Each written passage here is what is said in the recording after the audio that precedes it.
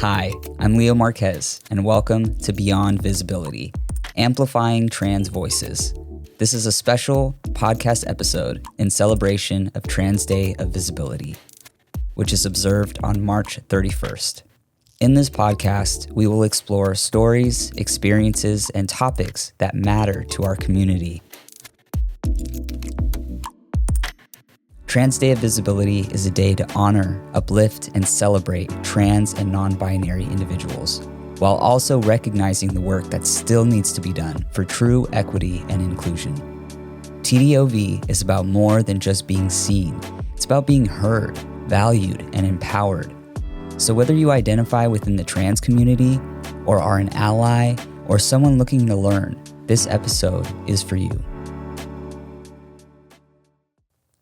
Before we get into the episode, I just want to say a little brief history about Trans Day of Visibility. It was first founded by trans activist Rachel Crandall in 2009. Why it's important is because visibility combats misinformation and reduces stigma and fosters understanding. Trans Day of Visibility was created as a positive counterpart to Trans Day of Remembrance, which focuses on mourning trans lives lost to violence. Crandall wanted a day that celebrated trans people's existence, resilience, and achievements rather than only focusing on their loss.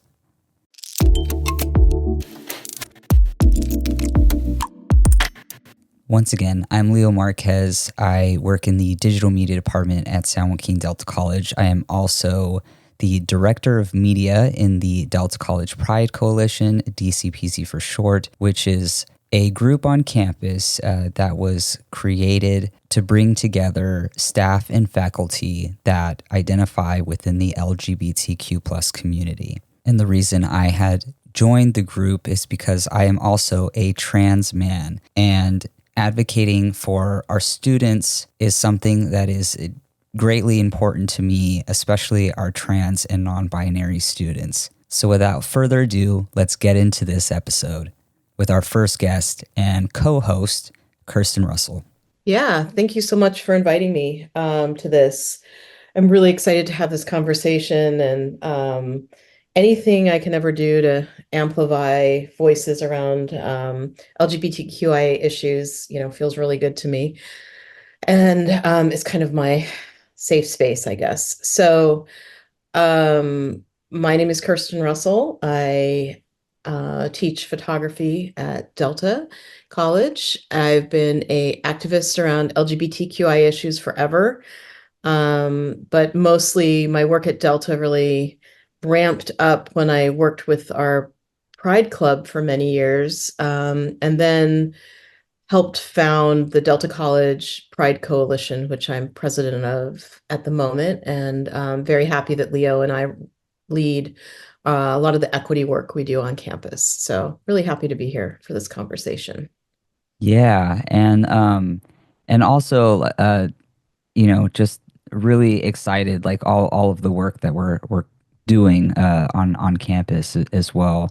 But we'll get into some more of that. It kind of, I feel like, will come up in some ways with some of the questions that I have for you. But to start it off, let's just talk about, right off the bat, how you identify, and kind of we'll go a little bit deeper into that. Yeah, if somebody was just to ask me, I would say I identify as a butch lesbian. But that question definitely could be expanded on. Right. Right. And with that being said, how do you feel like your experience as identifying as a butch lesbian kind of places you? Do you feel like it places you anywhere on the trans spectrum? Yeah, I think that's something that I've done a lot of work around, a lot of thinking about. I think initially I was even reluctant to use the word butch because it felt really diminishing or old school, or, there's a lot of reasons why I was probably sort of internalized homophobia or even transphobia around that word. So I really embrace the word now. I think it really captures my identity. The way I feel like it falls on the trans spectrum is because I think butch identity is really about gender identity. Mm, So I find that when I have had experiences that are maybe like where I haven't had opportunities because of my gender identity, or I've been maybe ignored, or had even more, aggressive things happen, that it's more rooted in transphobia than it is in homophobia. So I had actually heard a comedian, Kelly Dunham, talk about this. She had somebody identify her as it in an elevator, and she was talking about how it was a homophobic act, and then realized she was kind of corrected and told, no, that was actually a transphobic act. So I embrace it. I embrace butch identity as being part of the trans spectrum and part of my sort of gender identity. yeah. And when you were like prior discussion to even doing this podcast, when you brought that up, it really like made me think about like, wow, like I never really thought about like there being like this trans spectrum, right? Where kind of many different people might fall under that, no matter what it is that they identify as. So I found that really interesting. Do you ever feel like there is like this divide though, with that being said? And and also like how do you navigate societal like expectations of gender or even like presentation? Yeah, I mean, the first part of that, I think what's been really interesting is seeing how the younger generation has kind of blown that up. Hmm. That I find I'm more likely to hear that divide among older folks in the queer community. I remember in the early 2000s, this like narrative happening in the lesbian community that they were losing all their butch women because they were transitioning. And to me, that was like, no, we finally have more visibility. We finally have more ways to express ourselves. Those folks that were transitioning were always trans. They just didn't have access to the medical care that was started becoming more available in the early Hmm. 2000s. So I kind of disregard that divide, but I do hear it. And maybe because of my age and my friends, I do hear those conversations happen, and it's irksome when I hear any kind of divide within our communities. And then the second part of that question, um, I think this is going to answer it, but like right after COVID, when things started opening up, I live in Oakland, and I was seeing this amazing, like I would say, blooming of gender spectrum happening. Hmm. So I would go out, around like Lake Merritt or different areas where you see a lot of people hanging out, and I was almost jealous that I hadn't had that as a young person, that ability to like really, really explore all the areas that gender expression can hang in, right? Like this idea of Hmm. being a gender outlaw rather than like in the binary of male, female. And I was just seeing, just this like amazing development. And I think maybe Leo, you can speak to this, but the experience of the shutdown allowed people to really investigate where they were at and have a lot of freedom. And then as things started opening up, you started seeing this. It was almost, I would say, a renaissance of gender Yeah. expression. It's a great way of putting it. Yeah. Yeah. Yeah, definitely. And we'll get into to my side of things fairly soon, but yeah, like what you said, like how butch lesbians were saying like, oh, they're losing all of them because they're transitioning. Kind of follows into the other question that I have for you. Like, have you ever felt like how do you feel about like the relationship between butch lesbians and the trans community in the sense of like have you ever felt pressure like internally or externally to transition in some way? Yeah, I would say my pressures have been more societal not to do any kind of transition. Mm, Even, and I would include haircuts. I would include language to describe pronouns. I would describe all of that in my experience. I think because, I'm 53, so I've seen a time where there was like very little um, visibility for trans people. So as a child, I don't know where I would have landed had I had different experiences or different role models, if that makes Hmm. sense. I'm really happy where I'm at, but I feel like we are always changing. There's always a metamorphosis. So who knows where I will end up? And it's kind of a crazy thing to say at this point in my life, but as we have like more visibility, more people, more ideas, I really like gravitate to the space in between. So, but as a child, there was none of that. There was no gray area for gender. There was no gender outlaws that I understood Hmm. in my brain, if that makes sense. So, Yeah, I yeah. think the societal pressure to conform, and by conforming, I mean live in a binary, assigned at birth gender it's really powerful, and I think it speaks to why there's so much many mental health strains on folks that identify in the trans spectrum. The pressure is so huge. Right. Yeah, absolutely. And with that pressure, like what do you think is the biggest need in the trans community, especially like at our local level? I mean, the thing working with people at Delta and even within my own experience, I have like incredibly supportive family, but families like getting educated and allowing their children to just express themselves. I have a kid and I just, I can't imagine trying to put her into a gender box, I don't know where she's going to end up gender wise. And unfortunately, I think a lot of the families, because they live in a straight cis society, have such a hard time understanding when their kids are experimenting or existing within a space that isn't what they're used to. So I feel like education around families, and then of course, mental health just at a local level. We even at Delta are struggling with that, right? Finding Hmm. good mental health for our students, and community too, visible community. I know that's also a big struggle. And that's why this Trans Day of Visibility events are so important to me. Like I've been really thinking a lot about really celebrating on Thursday when we get together for the film screening, really like Hmm. blowing it out with decorations and prizes and things like that. Yeah, I know. I'm super super excited for that.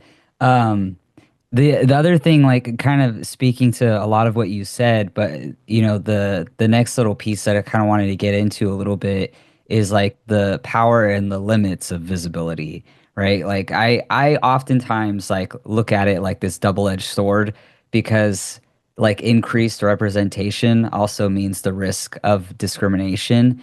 And I know like for me, like anytime like I tell my mom like, oh, I'm gonna go do this thing, or like when I went to go do the trans panel at UOP, my mom was like, scared. Like she gets nervous like when I do things like that because she knows that I'm like putting myself out there. And like that's definitely something that I think about too.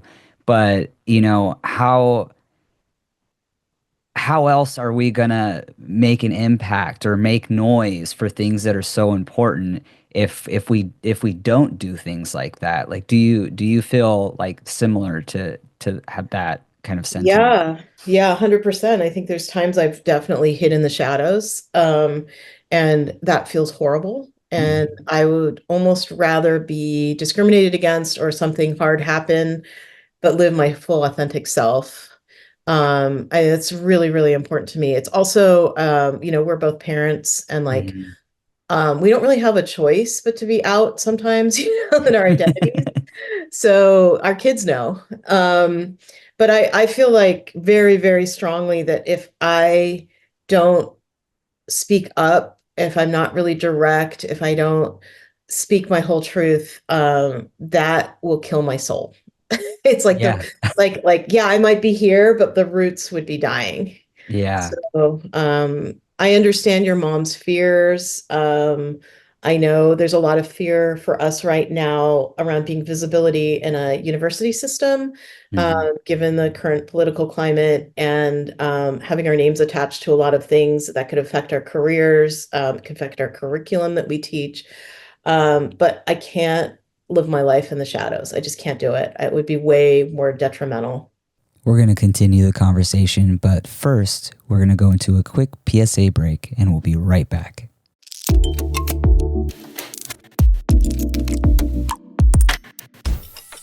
At San Joaquin Delta College, we know that life can be challenging, and it's okay to ask for help.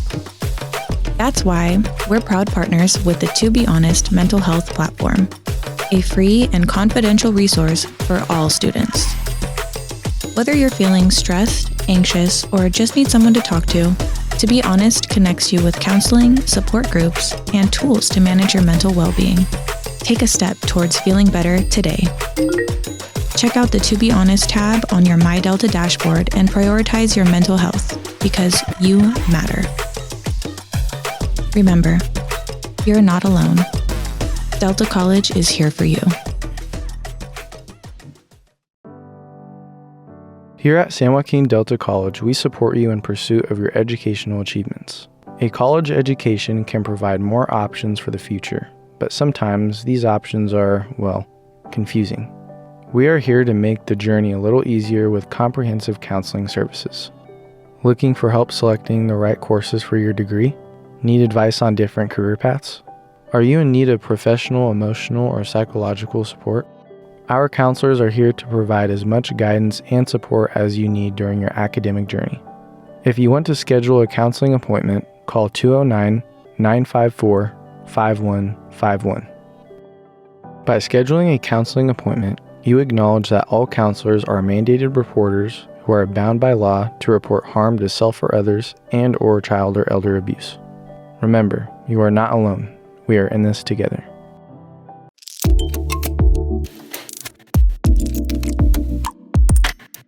Welcome back to the podcast. Let's get right back into the conversation. Yeah, I agree with that. And yeah, definitely even like as parents, like I feel like, one thing that I feel like as a parent is, being able to speak to Kyrie, like for her to understand like what's going on in the world and like why this kind of stuff is important, and the fact that like she sometimes will like use what I show her and teach her and, to educate like even her friends, when they, ask about things or they have questions, and Kyrie is immediate to know the answer. And I really love that. And I feel like that's so important because there's just so much hate that goes out there where, people are saying that, we're forcing kids to be trans or non-binary or whatever it is. And when other kids that are around the same age can be like, no, it doesn't work that way. I feel like that's so powerful, to come from somebody so young. Yeah, I think the kids get it. Yeah. I think it's If only the adults could too. exactly. It's the adults that are the problem. I felt that way many a time. Yeah. Yeah. But yeah, well, thank you for answering all of those questions. I'll kind of switch over the hat to you. I know you have some questions for me as well. So I guess I'm thinking about this conversation and I'm thinking about who might be listening to us talk, right? Because it Right. feels like we're just like chatting over Yeah. coffee or something. But I know there's maybe an audience out there, I hope. And I was just curious about a few things about your experience. And I was wondering if you did you know any transgender people when you were growing up? Yeah, so when I read that, I was really excited because I was like, I don't think I've ever been asked that before, and I don't think that I've ever really touched on it very much, other than in like personal conversations. But I didn't, honestly. I didn't even know like any queer people like growing up, or at least none that I was aware of until I got older. But I grew up kind of moving quite a bit when I was younger, and then I eventually ended up going to school, like a Catholic school. And so the first time I even like was aware of what queer was or LGBTQ plus was literally in the eighth grade when I was learning about how it's wrong and how it's not okay. And so like in fifth grade, I had like my first crush on a girl, and obviously this is way before my transition. So I was very, very confused about like that. And I was like, is this not normal? Like, is this, what is this? And then years pass and in the eighth grade, I'm being told that it's wrong and I'm going to go to hell and all this stuff. I'm like, why? Like it really created, like a really difficult mindset that I had for myself and finding my identity and and not having like support with that because I didn't know who to talk to. I didn't know who could even help me find resources. Like it wasn't something that like I immediately went to my mom for. And it really wasn't until college when I came out as a lesbian, and then during the pandemic is when I really started to reflect on myself and realize like I just have never wanted to be in this body.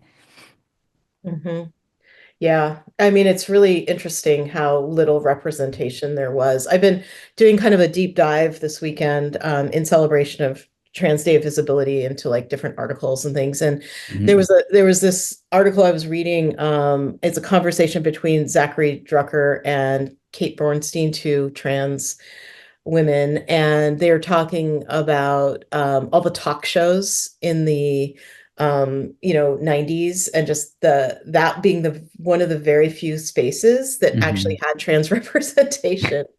Even though it was like kind of like sensationalized, but sometimes you would just see this amazing pushback coming from not like even people who probably identified as non-binary who would talk about that space in between. And but that was really the only place I think I ever saw anything like that. Yeah. So where do you find transgender visibility now? Like, where do you connect? So for me, honestly, the Delta College Pride Coalition, and even though I believe I am the only trans person a part of the group, but there and then being a board member at the San Joaquin Pride Center has allowed me to build more connections in that space as well.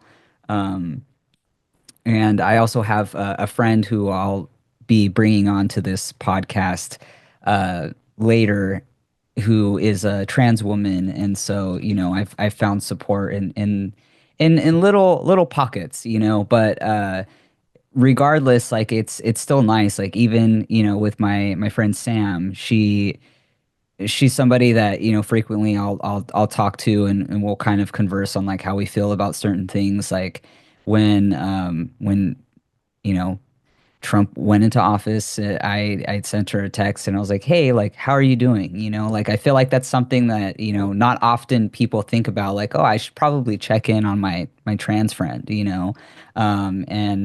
and just see how they are with what's going on right now. Like, I think even if it's one person, it makes a huge difference. Like that's a massive amount of support.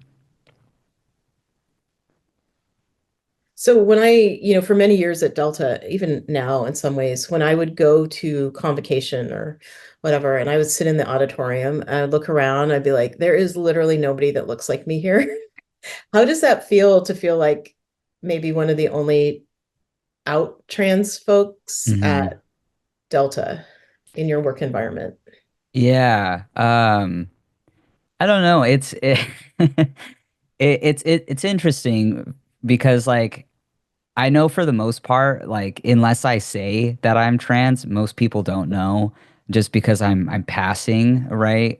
But like I oftentimes really think about it, like sometimes on a deeper level, and I'm like, somebody could be making an assumption or they might have known me before, and I I don't know. It's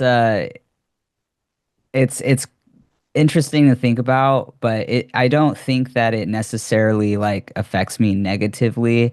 Like I don't find myself oftentimes like saying like, oh, nobody, looks like me here, but rather than like I wonder if there are any other trans people on campus. Like I would love to talk to them, like I would love to see how it is that they're managing what's going on in the world right now, or just kind of hear just their personal experience. Everybody's story is so different, and I feel like even with some similarities, like it's just so interesting to hear about, other trans people's challenges and their journeys.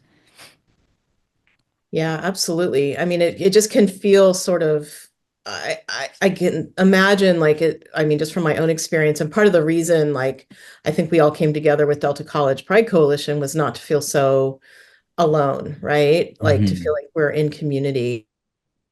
So I think finding community is just, it's really, really helpful, even if you have to do it yourself. Yeah, and I Um, will say, I think prior to my transition, like I didn't know anybody on campus that was even queer until I met you, and I was like, "Oh, this is awesome," But again, it's right. like just the one person. It makes a massive difference, and just feeling like you're a part of something. And I I I definitely appreciate and love the group that we have with DCPC, and it's the best support system to have.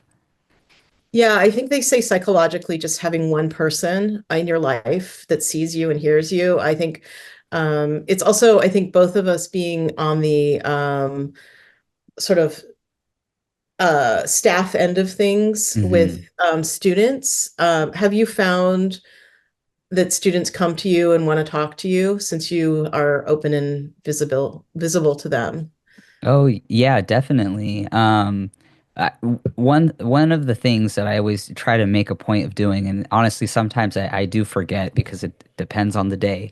But at the beginning of the semester, normally I'll tell students that, I'm trans and I'm a part of, DCPC and this Equity Action Task Force, and just let them know what parts of campus that I have other connections to. And so when they hear that, I do feel like they're like, oh, that's really awesome, And I have seen that we've been getting more trans students that are, out in our classrooms, and they have come to me with questions, whether it's like how I went about top surgery, or, how I got started on hormones, like just things like that, and I don't always like know their situations completely. Um, but I do think that it's really incredible that they can find a safe space in coming to me, and knowing that they feel comfortable asking me those questions makes me feel really good, and makes me feel like I'm doing a good job of making sure that they feel comfortable to talk about those things, and know that they're not alone. Yeah, it's really amazing. I feel a similar way. I remember students coming to me asking about like, how did you have a baby? Like, how did your family create a baby? Like all those questions that like, our students are very curious and want to Hmm. know. And if you can be, I think the more open you are, the more impact you can have. I know that sounds obvious, but and it's not always easy. Do you ever find Hmm. it challenging to be so open and out? I mean, you mentioned your mom being concerned about your safety. Yeah, no, I definitely can find it challenging sometimes. I think, honestly, sometimes I do battle with sharing certain things, like on my personal, like, social media, just because, I do also do Muay Thai, and that's not typically a queer space, or a very open queer space. I will say that my gym and like my coach is extremely open and welcoming, and has zero tolerance for any kind of discrimination. So that's something that I do greatly appreciate. However, there are lots of other people that are, fairly in close relation to my gym, that don't agree with certain things, and are very open and public about how they don't align with any kind of LGBTQ plus rights. Um, so sometimes I do battle that, again, being visible and kind of sitting back for a second, but I always end up choosing, I don't care. Like I'm gonna still be upfront and I'm still gonna share how I feel. I'm still gonna, repost whatever event is happening, at Delta College with the Pride Center or the San Joaquin Pride Center, because, it's important. And I know that there is a lot of, sometimes students will end up following me.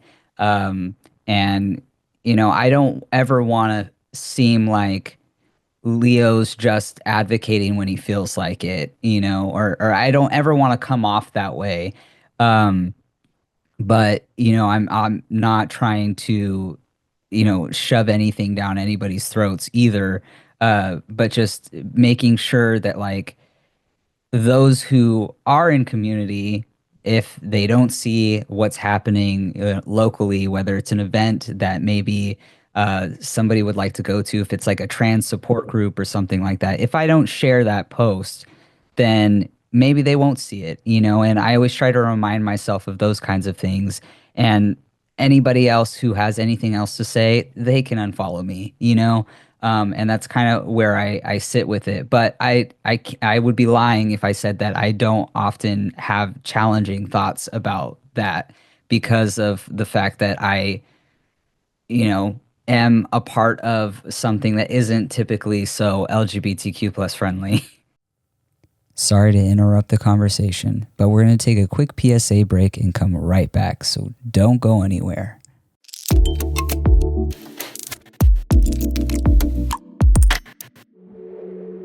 At San Joaquin Delta College, we believe everyone deserves the chance to learn, grow, and succeed. As a proud sanctuary campus, we're committed to supporting all students, no matter their immigration status. If you're an undocumented student or need immigration resources, the Dreamer Success Center is here for you. From legal guidance to emotional support, we're with you every step of the way. For help or more information, call 209-954-5731. That's 209-954-5731 for undocumented student support. Remember, you belong here, and we're all in this together. Everyone has a community to lean on.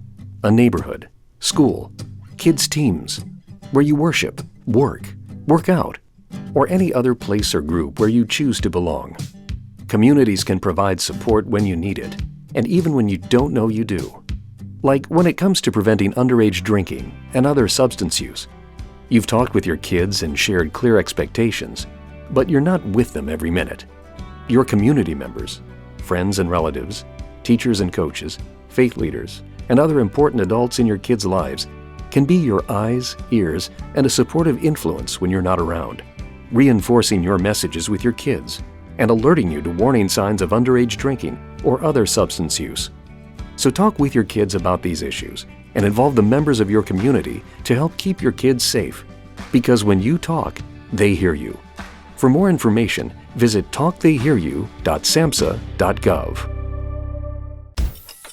At San Joaquin Delta College, we know that life can be challenging, and it's okay to ask for help. That's why we're proud partners with the To Be Honest mental health platform, a free and confidential resource for all students. Whether you're feeling stressed, anxious, or just need someone to talk To Be Honest connects you with counseling, support groups, and tools to manage your mental well-being. Take a step towards feeling better today. Check out the To Be Honest tab on your My Delta dashboard and prioritize your mental health because you matter.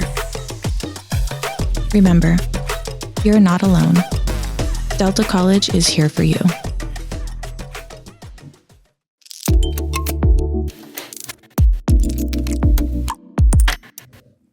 Welcome back. Let's dive right back into the conversation.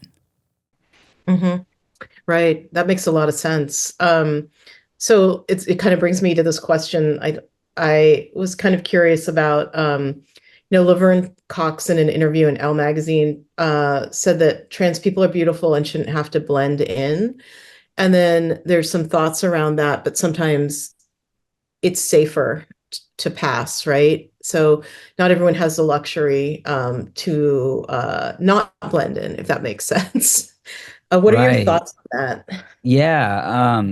I mean, like, again, it definitely kind of folds into what I was just saying, but um, sometimes I have those thoughts where I'm just like I do feel like I am just blending in certain spaces, you know, but I am trying to feel less of that. And I think that the blending in more so comes from not from trying to like hide, but because of, the fear of certain situations. And I know that for a lot of people, that fear is there constantly. So they kind of feel like they have no choice but to blend in. Or maybe, they don't have the means or the resources within their transition to feel like they can even blend in or kind of not be like, oh, clearly that's a trans person or something like that. Like I really feel for those that are in the part of their transition, or maybe they're somebody who's, non-binary, or they're a trans person that doesn't want to be on hormones, like there's so many different pieces to transitioning and being a trans or non-binary person. And the spectrum is just so large that it's difficult to say like, oh, well, clearly, like you want to be seen, or you want to be noticed, or you want attention, but maybe it's just a trans person who doesn't want to be on hormones, doesn't care to get top surgery or something, or doesn't care to wear makeup, like it doesn't matter, if they are who they are, that's who they are.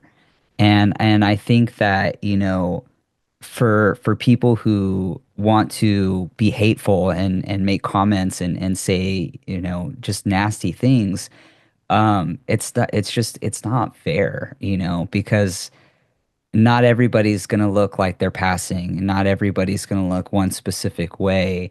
And for anybody who feels like they need to just blend in, like that's a really harmful way of looking at it, because you don't know what they want to present as. Um, and I think for somebody like me who is like I do identify as a straight trans man, and I feel like my voice can help amplify those who feel like they have to blend in, or like they don't meet this specific societal kind of norm of what a trans person should look like. Hmm. Yeah, I think that's something that people need to really start to accept is that there's a spectrum and Hmm.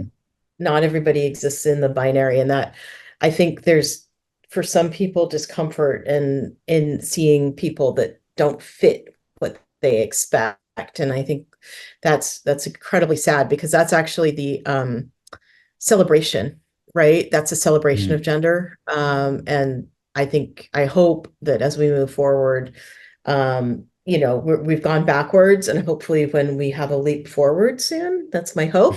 We're going to see more acceptance. And then I guess I had two little short questions at the end of this. Who would you recommend people follow on social media if they want to feel sort of uplifted, or we get a lot of hard messaging, and I'll tell you the two things I follow the handy ma'am, who's a trans handy ma'am, and she is amazing, and her narratives are so amazing, and she also has shown me how to fix some stuff in my house. And I also really enjoy butch is not a dirty word because it takes back a word that's used really negatively. So what about you?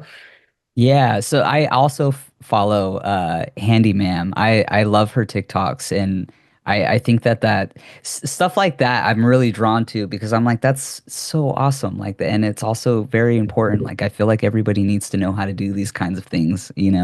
I'm trying to think. So as I read that question, I was like, oh man, like who is somebody that I follow? There's quite a few trans men that I follow that I really enjoy. There's one in particular. His name is I'm trying to think of his last name. On Instagram, I believe his name is Alex the Outdoorsman. And yeah, it is Alex the Outdoorsman. And I originally found him on TikTok, but he does a lot of TikToks that are just very real about like mental health. And like when I first started following him, he was in a relationship with his girlfriend and then they moved and then they separated. So I just really felt like I aligned with what he was going through. And it like I love following people like that are just very open and honest about their situations. But also like save space for like boundaries of their personal like mental health, and they don't share too much, right? And I think that that's also important, that you should, have some grace with yourself and not put everything out there. And also just sharing that it's okay to be private sometimes, and not be on social media all the time sharing all this information. So that's definitely one that I really like. I'm trying to think of another one, but that was just really the first one that came to mind. But I follow all kinds of people on TikTok. There's one person that I follow. I wish I could remember the name uh, of their page, but also a trans woman who's been talking a lot about like updates on like what's happening within the administration and all these executive orders. So that's one that I definitely follow as well, just to kind of stay um, updated on all of these constant changes. Yeah, it's never ending, right? Yeah. Messaging. Yeah, there's one called, sorry, I'm just looking it up, Queer News Daily. And I follow that site, and then sometimes it's really hard to see some of the stuff, but he recently wrote a book called American Teenager: How Trans Kids Are Surviving Hate and Finding Joy in a Turbulent Era. Mm, So this book, he's got like a book tour going on, but just following, getting information, but finding a balance, I think is it's the challenge these days. right. But my final question is, so it's really interesting to hear that you had pretty much no role models up until you heard, the hell and brimstone of being LGBTQIA. What would you tell your young self today about what is possible, Oh wow. young Leo? If I could tell my young self what's possible, I would just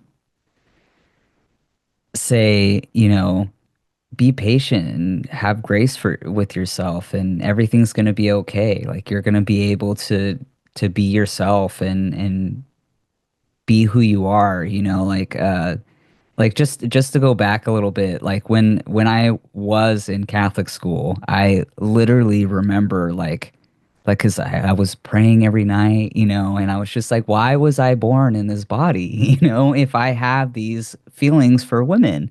And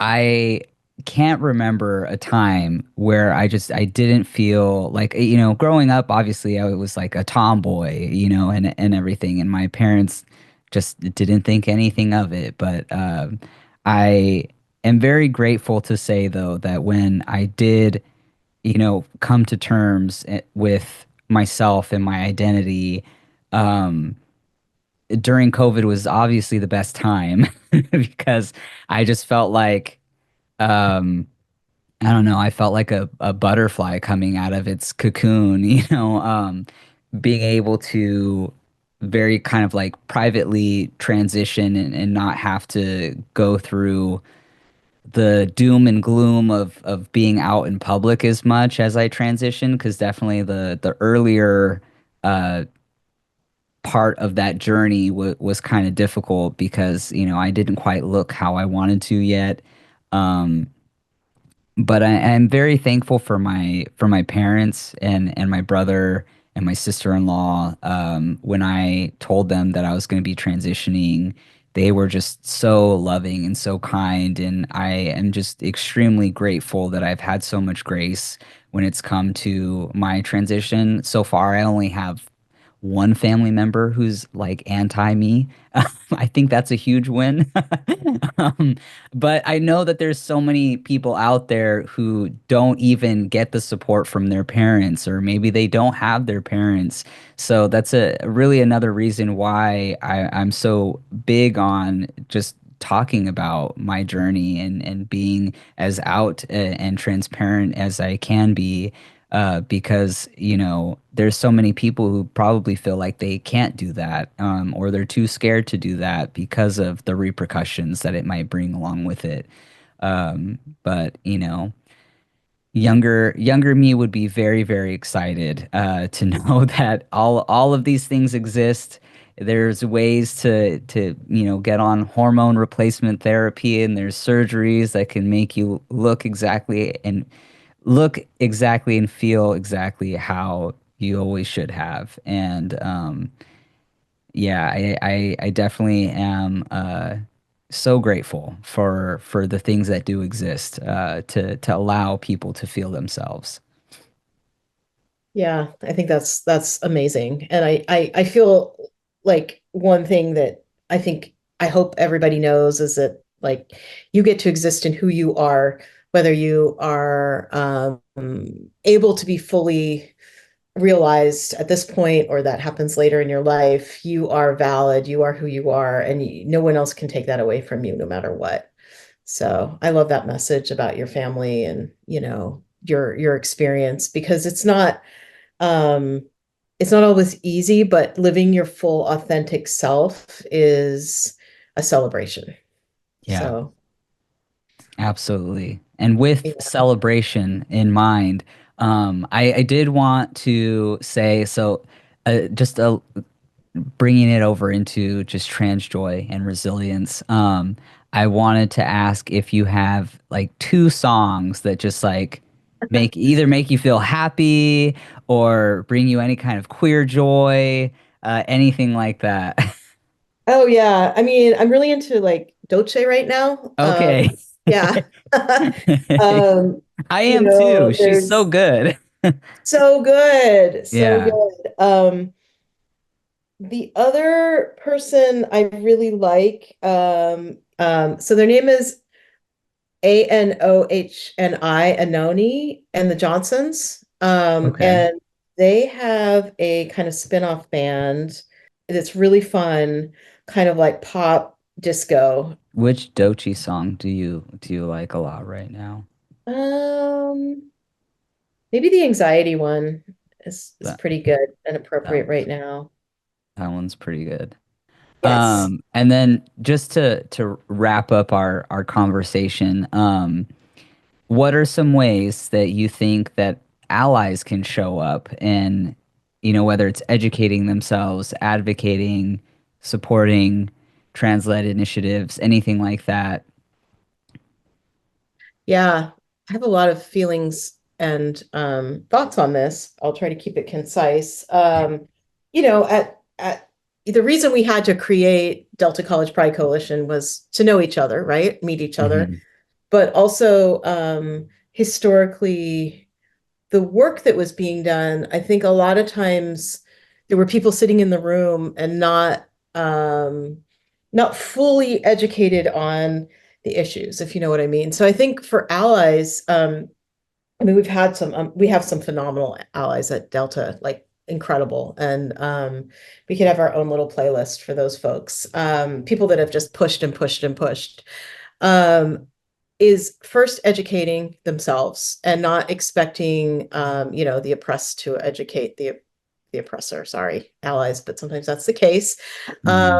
Really taking the time, watching the movies, learning about the experiences, asking us questions for sure. That's not us educating, but not expecting us to always have the time or the bandwidth to talk about how we're feeling about all the hard things in the world. Sometimes I feel like that gets put on us a lot. So education, and then bringing us to the table. And I've loved when that happens for us, when people are like, oh, you need to be in this meeting. You need to hear about this thing that's happening. That is really, really valuable. And I think that's a really strong space for allyship. And then the third thing is if you're told you can't be in the room, or this is a space just for queer people or people of color, whatever it is, like that's okay. That's okay to step back.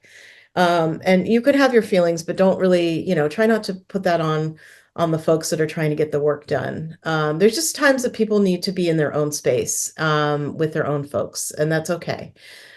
So those are kind of my three things, education, educating yourself, bringing us to the table, and also stepping back, and being okay with it. Or if you're not okay, kind of processing that separate from us. Yeah, no, I 100% agree with that. And, for anybody that's listening, if you need any kind of local support, or maybe you're a Delta College student and you identify with the LGBTQ plus community, know that there is space for you.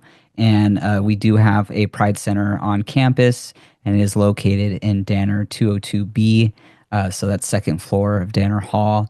And if you ever need to reach out, you can reach out to us as well. Where can students find you, Kirsten? I'm in Shima 150, so in the photo lab. So I'm there quite a bit. Kirsten.russell@deltacollege.edu. Email me, come by. We are a very welcoming space, as is your space also, Leo. Yes. And if you want to look for me, I am right next door to Kirsten, literally in Shima 146. And my email is leo.marquez@deltacollege.edu. You could also reach out to our group if you're interested in just asking questions to the Delta College Pride Coalition. You could email us at dcpc@deltacollege.edu. So thank you so much, Kirsten, and I greatly appreciate you and the conversations that we had. And I hope that, this episode reaches people and helps get the message and I out hope we there. can all experience a lot of joy every day, not just on Trans Day of Visibility. So Exactly. Yes. All right. Thank you so much.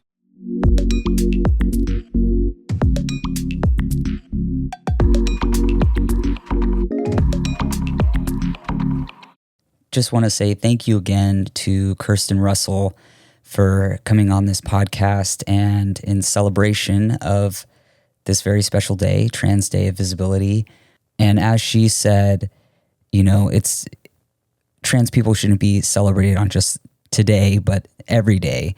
And I hope that, those listening keep that sentiment in mind as you continue listening to the podcast.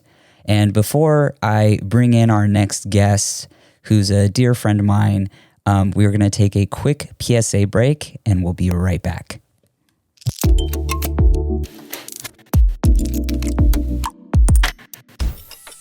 At San Joaquin Delta College, we know that life can be challenging, and it's okay to ask for help. That's why we're proud partners with the To Be Honest mental health platform, a free and confidential resource for all students.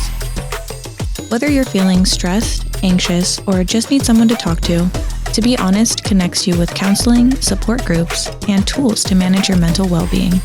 Take a step towards feeling better today. Check out the To Be Honest tab on your My Delta dashboard and prioritize your mental health, because you matter. Remember, you're not alone. Delta College is here for you.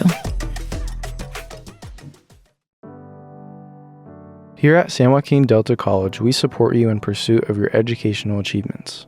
A college education can provide more options for the future, but sometimes these options are, confusing. We are here to make the journey a little easier with comprehensive counseling services. Looking for help selecting the right courses for your degree? Need advice on different career paths?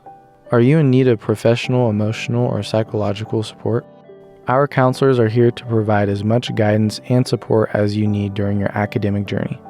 If you want to schedule a counseling appointment, call 209-954-5151. By scheduling a counseling appointment, you acknowledge that all counselors are mandated reporters who are bound by law to report harm to self or others and or child or elder abuse. Remember, you are not alone. We are in this together.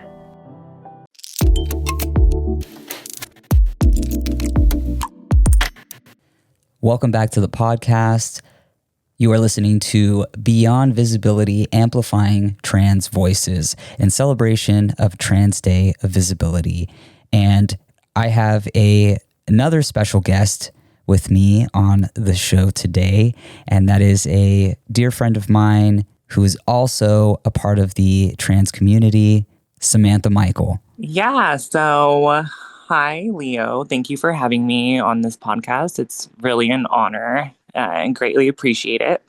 As you already said, my name is Samantha Michael. I'm a 31-year-old trans woman here in Stockton, California. My pronouns are she, her. And yeah, what was the question again?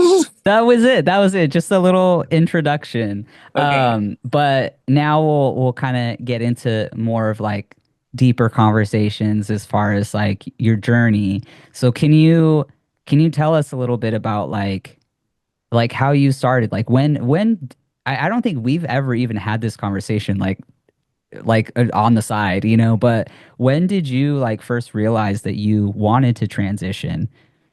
Yeah, so God, I mean, I feel like my story relates to a lot of, trans people. As a child, doing Spice Girls concerts, Britney Spears, to my grandparents, to my mom and dad, putting a towel on my head and pretending that that was my long, luscious hair.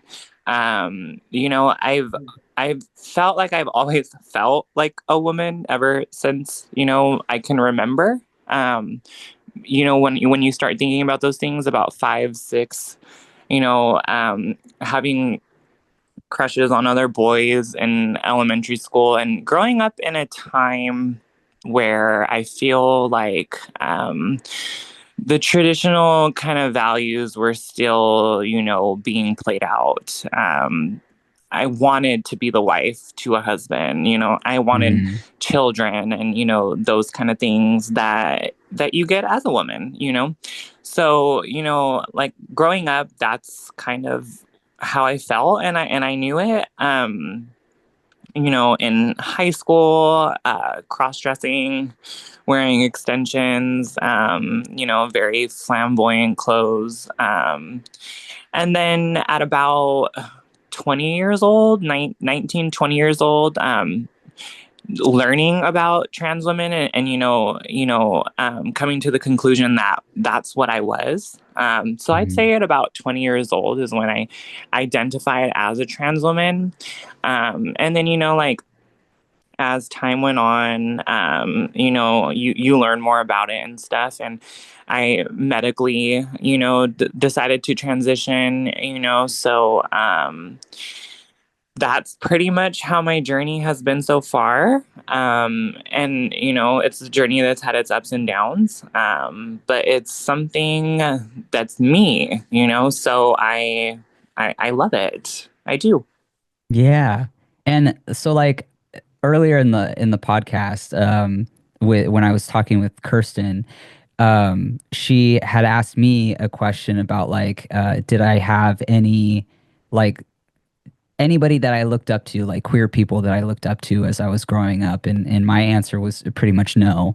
So did you like have any like trans or queer people around you like growing up? Or because I know you said like when you were about 20 is when you decided to transition, but also like did you ever have a moment like earlier in life, like before you transition, like identifying as like a queer man, and then like how was that switch for you? Because I know like for me personally, going from identifying as a lesbian and then to now being a straight trans man, it was like a really weird shift in my brain. And I was like, oh, like I'm not technically queer anymore. Like I'm just trans, Like did you ever have like a moment like that?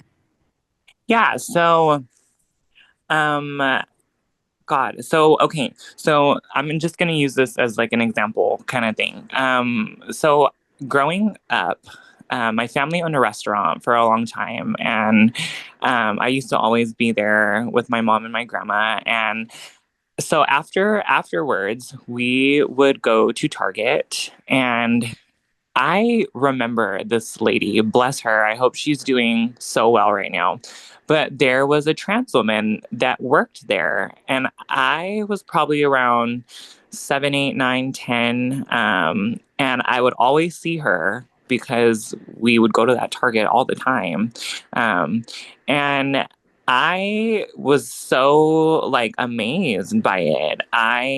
It really stuck with me all these years that I still remember her to this day. I can't say that I don't know if she was an inspiration or kind of showed me, the possibilities. And I never even talked to the lady. It was just having, normal interactions and seeing her so often, that I feel like it might have had not an impact, but, like I said, it opened my mind to the possibilities when I was a child.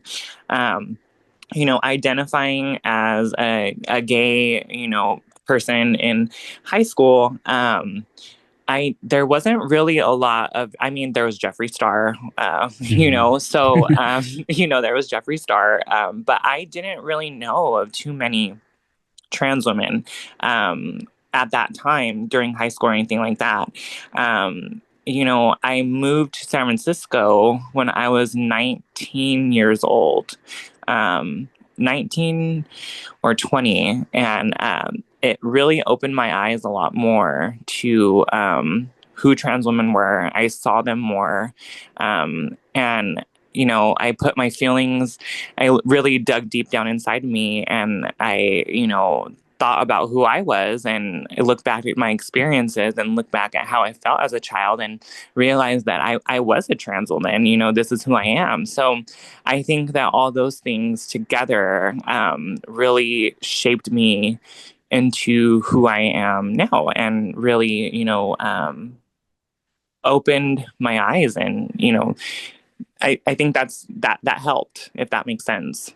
Yeah, no, that totally makes sense. And I think that's amazing. I feel like the moment when is like the most beautiful moment. Yeah. And but with that like being said, like what's something that you wish more people maybe understood about being a trans woman? Um, I wish that more people would just understand and see that we're human, like everyone else. And I just think that there's, so many, well, I can't say so many, but, there's a lot more people, coming around that are discovering that they're trans. And, I just wish that they would understand that we do exist and we're not a harm to anyone. And all we're trying to do is live our lives authentically and, be who we truly are. I wish men would stop seeing us as, fetishes and see us as just true women who want to be loved and accepted like any other woman. I think that's what I wish people would understand. Yeah, no, I completely agree with you on that. And that kind of brings me into the other question that I have for you. But like, how do you feel about like trans visibility in media and society today, especially like as a trans woman? Like, are there any representations you find that might be meaningful or even frustrating? It warms my heart, honestly, seeing how much more we're represented in the media. Not so much in politics. That can kind of make my heart not so happy. But Right.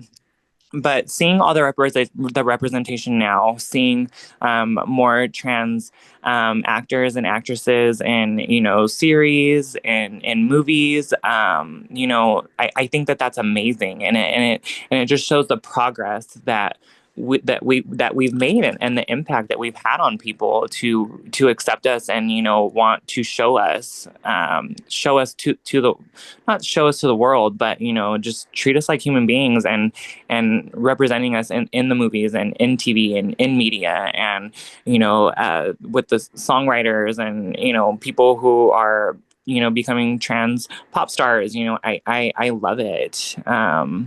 I think that it's amazing. I think the negative part would be some of the politics that really kind of, you know, demonize us and, you know, equate us to men. I think that's just so terrible, and it's really sad, because if you would get to know trans women, and, you know, instead of trying to listen to what the negative, you know, the negative stuff, and just really got to know these people, you would see that they're not harmful. They're not men. We're trans women. You know, we're not trying to take away from women. We're just trying to be equal.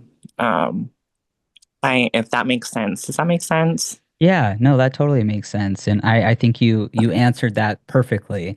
Um, and you know, it's true. Like I feel like trans women are oftentimes attacked more than trans men. And definitely, like, you know, anytime you hear these horror stories of, you know, trans violence, usually it's trans women, and it's usually trans women of color. And that's always the saddest part to me. And you know, it it's horrible, you know, and I know that I mean, as a trans man, like, I understand that trans men are more passing, right? Because testosterone is just naturally a more aggressive kind of hormone, and, you know, estrogen is a little bit different when it's working the other way around. But and that's why, like, I felt like it was really important to have you as part of this podcast, because I feel like even though there is a greater representation of trans women, I also feel like oftentimes your voices are not uplifted enough. And we don't get to hear from your personal experiences or challenges enough, you know, just because trans men maybe can say things a little bit louder, and not be as attacked as much, because we maybe blend in a little bit more. And I think that that's a really important conversation to have, you know, because it's real, you know, and I don't think that it's talked about enough. But I'm really glad that you shared all of that. And you know, what are some of the biggest challenges that you feel like maybe you faced as a trans woman, and like, how have you overcome them? Yeah, I'm really glad that you gave those examples, because I think that is true. You know, I Mm. love my trans men, I really do, but, you know, you guys have it a little bit easier, because testosterone works greatly for you guys. And, you know, I love estrogen. Don't get me wrong. You know, it's great. It's not made me, but it's helped make me the woman I've become today. But, you know, I completely agree. I think that some of the hard, you know, as a baby trans girl, you know, I might have not put myself together, you know, as perfect as you could, you know, back then. You know, I wish that people would see, when they do see people that are, you know, earlier in their transitions, not look at them in a way that's negative, you know, Mhm. uplift them, help them, you know, show them what they can be, and just let them know that it's a journey, and everyone goes on this journey differently. And that's all that matters, is how your journey is, and, you know, like, what you make out of it. And I don't have the best days. I still don't have the best days as a woman who's been medically transitioned for a while now. You know, there's days where my gender dysphoria is really bad, and, you know, I don't want to be seen. And, you know, it doesn't really help that I'm tall either, because, you know, you're always a spectacle in the room wherever you go, you know. So, you know, being a trans woman, I feel like the pressure is there to be passing. Is your voice feminine enough? Is your hair long enough? Is, you know, it's just, there's all these things that go into it, that make it difficult sometimes, you know, but not all the time. It's not always like that. It's great most of the time. But there are days, and I think like anyone has days. It's just how we go about it and how, you know, who we can go to try and get that support. And yeah, I think that, I hope that answered the question Yeah, correctly. no, it definitely does. And I honestly, there's something that I had talked about with Kirsten is like visibility as like a double-edged sword, like increased representation versus risks of discrimination. I feel like it's also like that in the sense of just being trans, right? Trans women, trans men. Yeah. As far as like presenting for trans men, I feel like oftentimes it's a little bit easier, especially if you're a trans man who is on hormone replacement therapy, rather than a trans woman. And then it's like, but the double end of that is our surgeries are way more risky, and then your surgeries are way easier. Yeah. So it's like it's like a give and take kind of situation, but definitely like at the end of the day, like it's just, I think having these kinds of conversations are things that people don't really get to experience all the time. And I hope that, anybody who's listening to this just really gets a better understanding of like how we have to live, and the difficulties and the challenges. But also, with overcoming challenges and having to go through, different situations in life as a trans person, how do you practice self-care and affirm yourself on those tough days? Like what do you do for self-care? I need to get better at that. I need Fair. to learn better ways to make myself feel better because I'm kind of a big movie junkie. So a lot of the times I'll escape reality and I'll watch a whole bunch of movies or something on TV. I do therapy weekly, so I think that might be, That's I'm grateful. self-care. Yeah, I'm grateful that I have that opportunity to have therapy because sometimes, it's out of hands for some people. Some people can't get it. And so I greatly, I'm sorry, excuse me. I'm greatly appreciative of that's probably not the only self-care. But I want to find ways to make myself feel better, rather than turning to movies in a fantasy world or talking to my therapist. I love her though, but I need to figure out some new ways. So if you have any, if anyone has any, please reach out and let me know.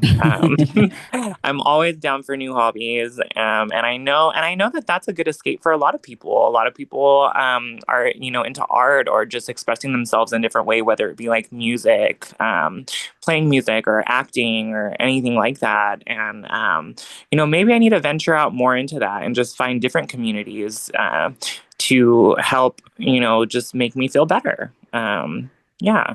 Yeah.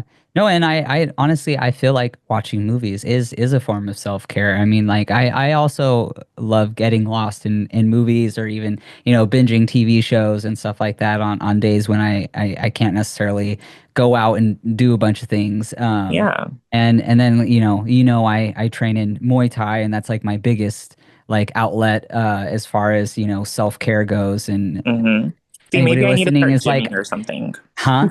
Maybe I need to start gymming it or something. Yeah, maybe. I mean, like just keeping my body active is a way of me showing myself self-care. And so, and if anybody listening is like, what the heck is Muay Thai? It's basically it's traditional Thai kickboxing. So just don't mess with Leo. He'll beat you the up. context. But the last question I have for you, Sam, is what's one thing you want cisgender people to take away from this conversation? I just want them to realize, and it already went back to what I said, that we're human just like you are, and we just want to be accepted. And, there might even be people that don't care about being accepted, and you go people. I love that attitude, but, I just want to be seen as anyone else. I don't want to be seen as a threat. I don't want to be seen like I'm asking for anything extra. I just want to exist with you and love with you and enjoy great times. And, that's what I wish people would see, is that we're not here to be any kind of negative impact on anything.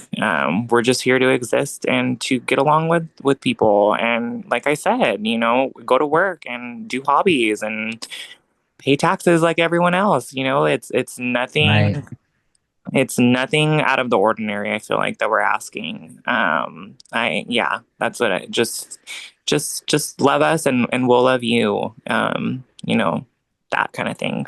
Right. It's kind of like it reminds me of what Laverne Cox said on I forgot what show it was that she was on, but she was like, trans people are not the reason why eggs are expensive. Like, we are not My God, the reason literally. why like all of these things are going away. Literally. Like, it's not our fault. Like, It we are simply just human beings trying to live just like everybody else. And I think that's a great end to this segment with you. And honestly, I really appreciate like everything that you said and all of the experiences that you shared. I hope that for anyone listening, whether you're a trans man, trans woman, or you're non-binary, that you felt connected to this podcast episode. And for anyone who isn't, maybe you're an ally. I hope that you take away a better understanding from the conversations that we've had here. So Thank you so much, Sam. I appreciate you. I love you. And this was amazing. Thank you, Leo. I really appreciate this opportunity and, having you let my voice be heard. That really, really makes me feel special. So I love you too. And thank you. Thank you to everyone who listened to the podcast. I hope that, it touched you in a good way and it made you feel happy. Yes. Thank you so much.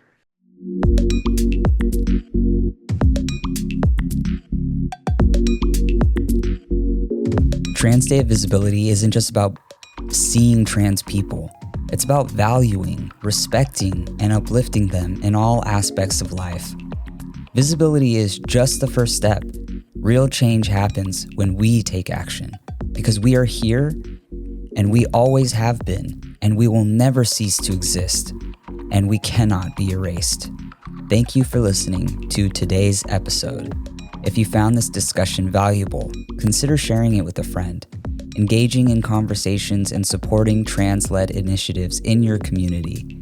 Until next time, stay informed, stay engaged, and let's keep working toward a more inclusive world together.